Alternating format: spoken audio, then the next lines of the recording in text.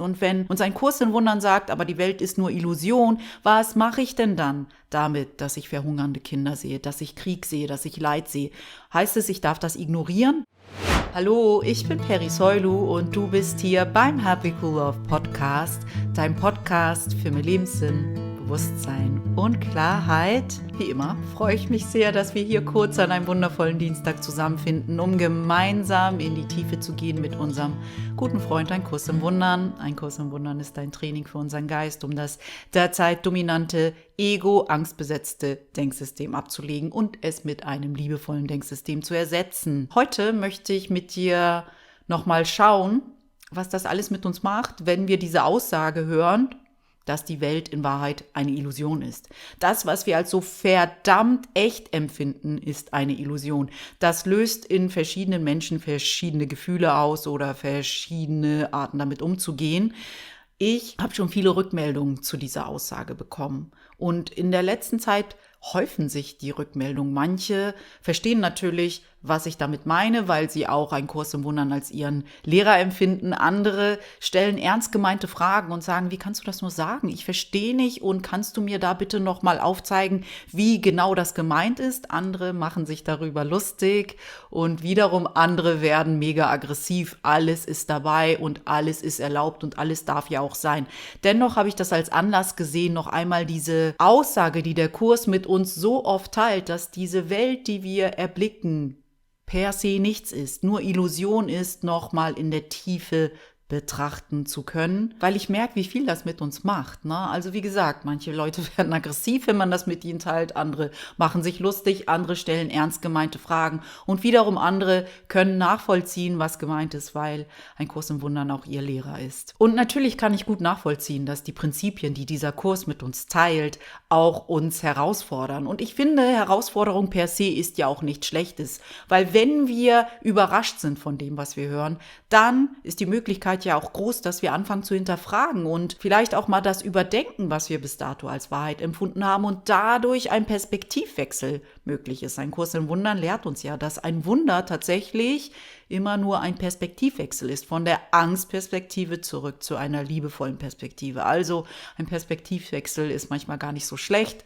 Von daher, nur weil wir herausgefordert sind mit Aussagen, muss es nicht gleich was ganz, ganz Schlimmes bedeuten. Im Gegenteil, ich denke, dass uns das auch immer wieder große Möglichkeiten aufzeigt, einfach neu zu denken, neu zu sein, neu hinzusehen. Also, wir schauen heute auf die Aussage nochmals, dass der Kurs uns sagt, dass die Welt nur Illusion ist. Das Übungsbuch beginnt ja im Grunde genommen mit dieser Idee, dass alles, was wir sehen, nichts bedeutet, was natürlich zuerst auch sehr irritierend sein kann. Ich sehe das komplett ein. Und gleichzeitig verstehe ich auch, dass diese Aussage uns mit einem Dilemma konfrontiert. Ne? Also wenn wir annehmen möchten, dass die Welt nur Illusion ist, was machen wir denn dann mit Dingen, die sich so echt anfühlen auf dieser menschlichen Ebene und nicht so wundervoll sind, so wie ein Krieg oder verhungernde Kinder oder Leid, was sich tatsächlich auch ziemlich offensichtlich gerade in der Welt ausspielt. Die Welt ist derzeit sehr unruhig, vielleicht war sie es auch immer und wir sind einfach nur näher dran, dadurch, dass wir alle so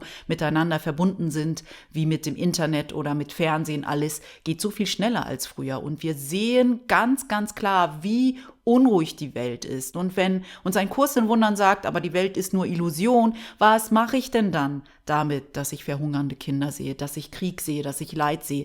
Heißt es, ich darf das ignorieren? Das ist, glaube ich, das Dilemma, was so ein bisschen in uns auch entstehen kann zuerst, wenn wir damit arbeiten wollen, dass die Welt tatsächlich nur Illusion ist. Die Frage ist halt, wie kriegen wir das alles unter einen Hut? Wie kriegen wir unter einen Hut, dass wir dem Kurs vertrauen, dass da etwas dran ist, dass die Welt nur Illusion ist, aber gleichzeitig wir auf dieser menschlichen Ebene, die sich ja so verdammt echt anfühlt, Dinge sehen, die wir nicht ignorieren wollen, so wie Krieg, Leid, Hunger, Not. Und ich fange jetzt mal dort an, dass ich Albert Einstein zitiere, was ich hier schon so häufig getan habe im Happy Cool Love Podcast, nämlich Albert Einstein sagt, die Realität ist lediglich eine Illusion, wenngleich eine sehr hartnäckige. Auch Albert Einstein, dem war klar, dass wir, obwohl diese menschliche Ebene sehr echt wirkt, noch eine höhere Realität haben, die, wenn wir sie dazu holen, diese menschliche Realität in einen gesünderen und friedlicheren Kontext tut. Ein Kurs in Wundern weist uns auf dieselbe Wahrheit hin, in dem dieses Werk uns aufzeigt, dass es zwei verschiedene Ebenen der Erfahrung gibt. Es gibt eine niedrigere oder menschliche Erfahrungsebene, die macht alles, was wir hier auf dieser menschlichen Ebene halt wahrnehmen. Und es gibt eine höhere geistige Erfahrungsebene, die ist die absolute Wahrheit. Und die stellt die Gesetze, die alle menschlichen Gesetze aushebeln. Und wenn wir diese beiden Ebenen nicht haben, dann macht diese Aussage, dass die Welt nur Illusion ist, beziehungsweise eine Wirkung unseres Geistes, natürlich keinen Sinn. Verstehe ich komplett. Wir brauchen eine höhere Ebene, um diese Aussage in einen Kontext zu setzen, damit wir nicht mehr in einem Dilemma sind. Obwohl vielleicht, wenn wir dann auch diese höhere Ebene zulassen und sagen, okay, ich erkenne an, dass ich mehr bin als diese menschliche Erfahrung, dass es eine geistige Ebene zu dieser menschlichen Erfahrung gibt und dass diese geistige Ebene tatsächlich die Wahrheit ist über uns alle hier, könnte sich trotzdem immer noch die Frage stellen, was mache ich denn nun damit auf dieser menschlichen Ebene? Wenn ich sage, alles ist nur Illusion, das heißt, Krieg ist auch Illusion und Leid ist auch Illusion und ein hungerndes Kind ist auch Illusion, wie gehe ich denn dann damit um? Ignoriere ich das Kind? Ignoriere ich den Krieg? Ignoriere ich jedes Leid, das ich sehe, weil ich sage, ist ja alles nur Illusion, muss ich mich gar nicht drum kümmern. Das ist nicht, was der Kurs sagt. Manchmal ist die Versuchung groß, dorthin zu gehen. Auch das, da dürfen wir uns überprüfen, ob wir mit der pauschalen Aussage, ist alles nur Illusion, kümmere ich mich gar nicht drum, uns es sehr leicht machen, oder ob wir diese Aussage nutzen, um noch mehr hier zu sein, um viel klarer zu wissen, was zu tun ist, um das Leid dieser Welt zu lindern. Auch wenn es nicht echt ist und auch wenn wir nicht kontrollieren können, ob unser Zutun, ob unser Sein, das aus einer klareren, höheren Ebene kommt, wirklich die Veränderung zeigt, die wir gern hätten. Da geht's auch darum, loszulassen. Wir können niemals bestimmen, ob unsere Vergebung, das ist ja das Mittel, was wir nutzen, hier, um immer wieder diese höhere Ebene durch uns walten zu lassen, ob die genau das bezweckt, was wir wollen. Ne? Und da müssen wir uns auch immer wieder frei machen davon, was wir denken, was richtig und was falsch ist oder was passieren müsste, bloß weil wir vergeben. Ne? Also das ist auch nochmal eine ganz andere Übung. Gleich am Anfang des Kurses lesen wir etwas zu dieser Idee, dass die Welt nur Illusion ist. Und ich lese uns das mal vor, weil wenn wir das wirklich glauben würden, was diese 4 Sätze uns sagen, wirklich ohne Vorbehalt, ohne irgendwie dagegen angehen zu wollen, dann bräuchten wir den Rest des Kurses eigentlich nicht. Ich lese uns das mal vor, was gleich am Anfang im Textbuch in der Einleitung steht. Und ich glaube, es wird dir sehr bekannt vorkommen. Der Kurs kann so zusammengefasst werden, lesen wir: Nichts Wirkliches kann bedroht werden, nichts Unwirkliches existiert. Hierin liegt der Frieden Gottes. Nichts Wirkliches kann bedroht werden. Das heißt, die geistige Ebene, da wo ich wahrlich zu Hause bin, das, was ich wirklich bin, ist nicht von dieser Welt, kann gar nicht bedroht werden. Das heißt, in Wahrheit bin ich immer sicher. Nicht diese menschliche Hülle. Du weißt, dass diese verletzt werden kann, sie kann altern und irgendwann werden wir sie abstreifen müssen. Jedoch das, was du wirklich bist, bleibt ja immer. Du bist Leben, wenn du in diesen Körper trittst. Du bist Leben, wenn du diesen Körper wieder verlässt. Nichts Wirkliches kann je bedroht werden. Nichts Unwirkliches. Alles, was veränderbar ist, ist unwirklich. Dein Körper verändert sich, heißt, er ist in Wahrheit unwirklich, auch wenn diese menschliche Ebene, das sehe ich ein, sehr, sehr echt wirken mag. Das ist, glaube ich, auch diese Herausforderung, sich nicht zu sehr mit dem, was so echt wirkt, zu verwechseln. Und darin üben wir uns ja auch immer mit dem Kurs zusammen. Alles, was wir in dieser Welt sehen, ist nur ein Spiegel unserer Gedanken. Unsere innere Welt bestimmt das Außen und nicht andersherum. Deswegen ist die Welt nicht wirklich, weil sie sich verändert mit dem, wo ich innerlich bin und was meine inneren Überzeugungen sind. Geist verändert Materie nicht andersherum. Und darauf will diese Idee hinaus, dass die Welt nur Illusion ist. Sie bedeutet in Wahrheit nichts. Und ich weiß, dass das manchmal nicht so leicht zu verdauen ist. Und wenn du da noch nicht bist, dann ist das auch okay. Und wenn du es in diesem Leben gar nicht annehmen kannst, dann ist es auch okay. Und wenn wir diese Tatsache mal so reflektieren, dass die Welt nur ein Spiegel unserer Gedanken ist, dann müssten wir auch schlussfolgern können, dass wenn wir unsere Gedanken ändern, sich auch die Welt verändern wird. Ist das nicht abgefahren? Wir könnten, wenn wir alle uns einig wären, was Ursache ist und was Wirkung ist, diese Welt von heute auf morgen wahrscheinlich komplett anders sehen und verändern im Kollektiv. Ich habe das Gefühl, dass manche von uns den Kurs auch in den falschen Hals bekommen könnten, wenn sie lesen, dass die Welt nur Illusion ist, weil der Kurs sagt damit nicht, tu das Leid der Welt ab. Hilf nicht jemanden, der deine Hilfe benötigt. Oder tröste nicht jemanden, der Trost benötigt. Das ist damit überhaupt nicht gemeint, sondern diese Tatsache hilft uns dabei, einen gesunden Puffer zu haben, uns nicht zu sehr mit dieser menschlichen Ebene zu identifizieren. Und wenn wir das können, diesen gesunden Beobachterpuffer zwischen uns zu tun und dem, was wir sehen, sind wir in der Lage, viel effektiver und liebevoller in einer Situation zu sein und mit unseren Mitmenschen zu sein. Ich glaube, erst dort, wenn du verstehst, ja, hier ist eine menschliche Ebene, die wirkt verdammt echt, aber nein, diese menschliche Ebene ist nicht die absolute Wahrheit. Es gibt eine geistige Ebene, zu der wir alle gehören. Wir sind alle eins in dieser geistigen Welt und diese geistige Welt kann nicht berührt werden von dem, was hier auf menschlicher Ebene passiert. Heißt, in Wahrheit kann ich von dem, was ich hier sehe, nicht berührt werden. Wenn du das so leben kannst, dann kannst du doch viel mehr Mitgefühl haben, weil du keine Angst mehr hast oder sehr wenig Angst hast, dass dich irgendetwas hier wahrlich berühren könnte. Der Kurs sagt nicht, bloß weil diese menschliche Ebene Illusion ist, dass du das Leid anderer Menschen abtun sollst oder es ignorieren sollst. Überhaupt nicht. Wenn du den Kurs für so etwas nutzt, dann glaube ich, ist zumindest meine Annahme, dann hast du den Kurs als Entschuldigung dafür genutzt, tatsächlich diese innere Arbeit nicht wirklich anzugehen. Jedoch weiß ich auch nicht, wozu das dient und warum jemand diesen Weg wählt. Das ist nicht meine Aufgabe zu entscheiden, ob das richtig oder falsch ist. Ich kann nur beobachten und denken, okay, ich glaube, jemand nutzt den Kurs, um einen spirituellen Bypass zu legen, oder ich glaube, er nutzt den Kurs, um wirklich innere Arbeit zu tun und wirklich zu vergeben und sich innerlich zu verschieben, damit er geklärter ist, damit mehr Licht durch ihn an diese Welt weitergegeben werden kann. In dem Augenblick, wo du wirklich verstehst, dass diese Welt Illusion ist, dass du mehr bist als dieser Körper, dass es jenseits dieses Körpers eine Wahrheit gibt, die deine Wahrheit ist, kannst du tatsächlich nur eins als deine Aufgabe erfassen, nämlich diese Wahrheit mit der Welt zu teilen, damit du andere, die gerade vielleicht noch sich mit ihrem Leid verwechseln und mit dir verabredet sind, um zu ihrer Wahrheit wieder zu erwachen, aufwecken kannst.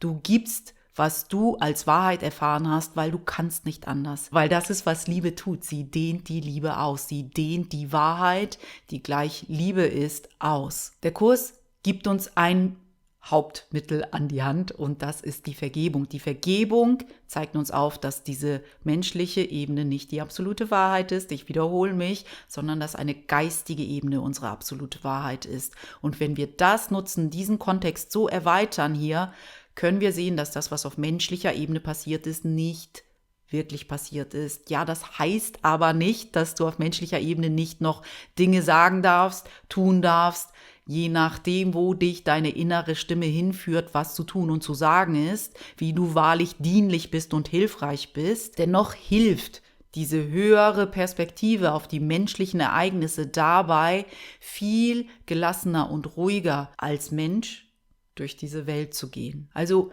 wir vergeben nicht, um irgendein Unrecht zu beschönigen oder es einfach zu ignorieren, sondern wir vergeben, weil wir uns freilassen und auch unser Gegenüber. Wir deuten damit an, wir signalisieren damit, dass wir mehr sehen wollen als nur das, was auf menschlicher Ebene passiert ist. Und dadurch befreien wir uns und befreien unser Gegenüber und wir befreien die Welt von den Ketten des Ego. Das Ego ist ja dieser Anteil in uns, der uns einredet, dass wir Angst haben müssen, weil wir nur ein Körper sind, dass diese Welt aus Mangel und Angst und Schrecken und Urteil besteht, dass wir uns verteidigen müssen und angreifen müssen, weil wir getrennt sind von allen anderen und vor allem getrennt sind von Gott. Und mit Hilfe der Vergebung transformieren wir die Lieblosigkeiten des Ego wieder in die Liebe.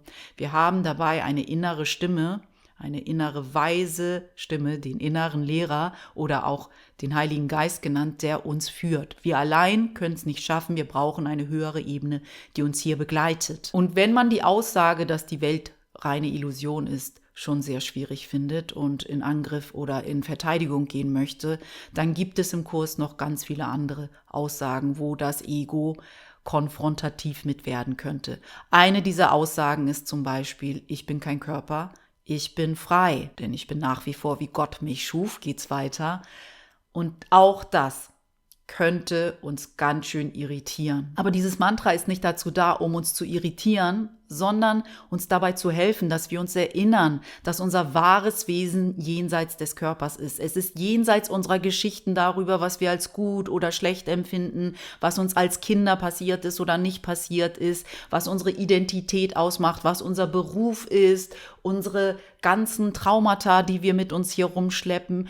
All das ist nur relevant für deine menschliche Hülle, aber deine wahre Natur kennt das alles nicht. Deine wahre Natur ist immer sicher, ist vollkommen, ist völlig in Frieden und vollkommene Liebe. Und daran soll uns dieses Mantra, ich bin kein Körper, ich bin frei, erinnern. Es kreiert diesen gesunden Puffer zwischen dieser menschlichen Erfahrung und deiner geistigen Wahrheit, die du dann mit in diese menschliche Erfahrung bringen kannst. Es ist, als wenn da so eine gesunde, ich will ja nicht mal sagen Abspaltung, aber es ist so eine gesunde Art von Detachment, sagt man auf Englisch. Da ist so eine gesunde Lücke zwischen dir und dieser menschlichen Erfahrung, als wenn du mit einem Beobachter in dir diese menschliche Erfahrung machst. Du bist zwar vollkommen Mensch, aber du bemerkst, da ist mehr als nur dein Menschsein. Und dann kannst du wirklich so viel dienlicher und so viel hilfreicher sein, weil dann regiert dich nicht die Angst. Und wenn du mit dieser Wut oder mit dieser Angst versuchst, etwas scheinbar Gutes zu tun, wird diese Energie alles durchdringen. Also auch wenn ich sage, hey, das ist nicht okay, dass ihr einfach sagt, die Welt ist eine Illusion, soll ich denn ignorieren, dass Kinder in Afrika sterben oder dass es Krieg gibt? Ich kann das nicht so leben oder was auch immer einem da durch den Kopf geht. Merkst du, dass, obwohl die Intention eine gute ist, wir den Weg in Wut oder Aggression gehen und dann wird es Wut und Aggression in dieser Welt stärken. Das ist halt, was wir immer wieder sehr wachsam betrachten müssen. Aus was für einer Energie heraus teile ich das, was ich mit der Welt teile, auch wenn meine Intention gut ist. Auch wenn meine Intention ist, Frieden in dieser Welt zu kreieren, kann ich das nicht, indem ich gegen Krieg Wut empfinde. Das wird nicht klappen.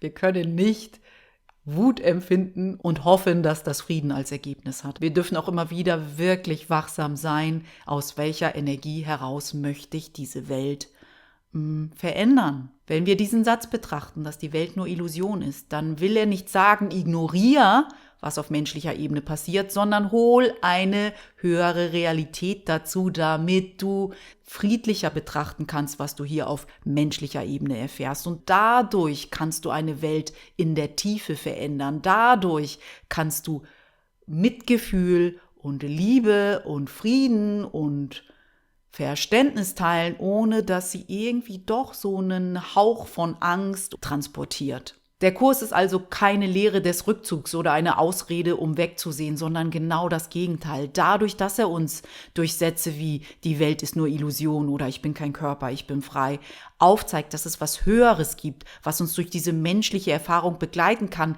können wir doch viel, viel angstbefreiter hier sein. Und dadurch können wir mit einem offenen Herzen hier sein, mit vollkommenem Mitgefühl, mit vollkommener Liebe. Dann transformiert sich die Welt. Das andere wirkt, als würden wir die Welt transformieren, aber im Grunde genommen bleiben wir damit an der Oberfläche. Erst dadurch, dass wir etwas Höheres anerkennen und nicht mehr so identifiziert sind mit unserer körperlichen Hülle, können wir viel tiefergreifend in dieser Welt Veränderung hervorrufen, möchte ich mal sagen. Aber was wir nicht vergessen dürfen, ist, dass das Ego immer nach Kontroverse sucht. Das ist sein Job.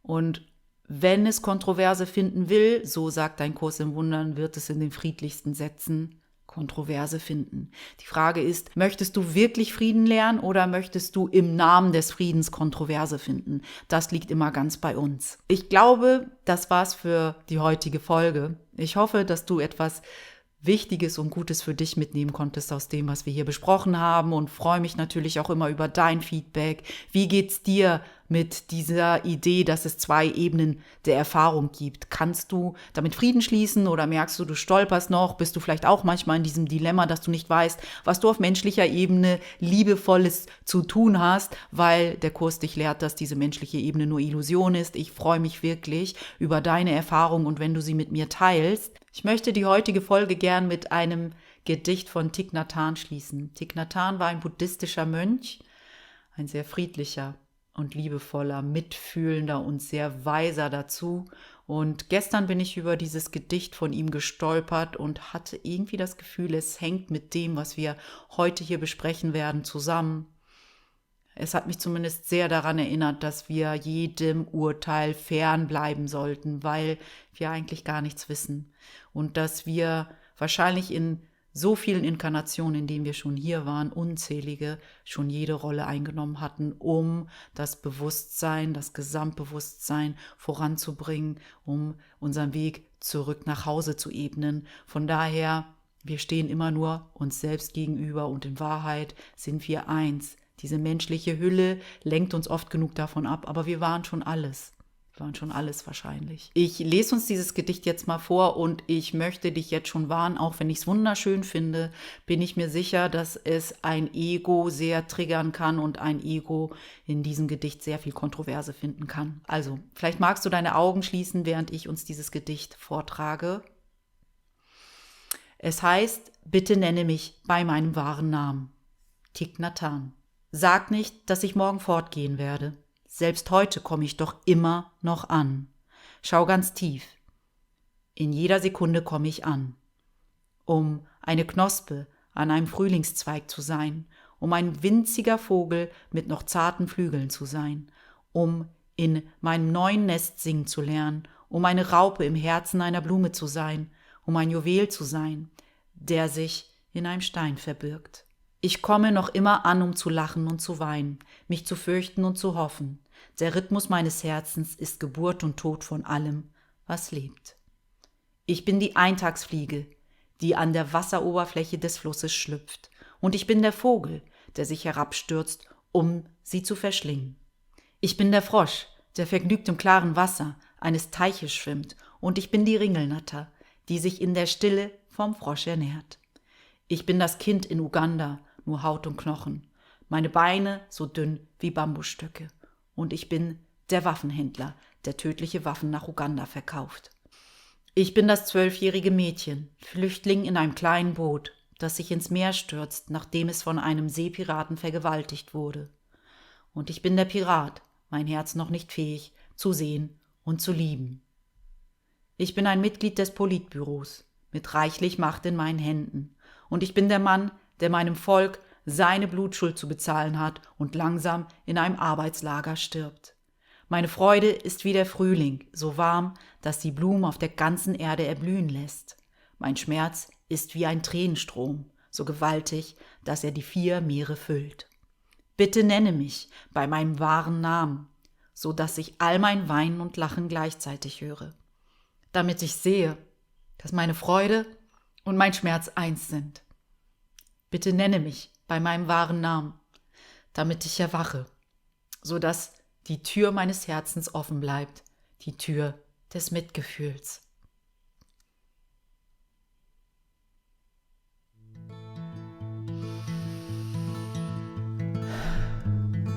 Wir hören uns ganz bald wieder. Pass bitte bis dahin gut auf dich auf. Deine Peri.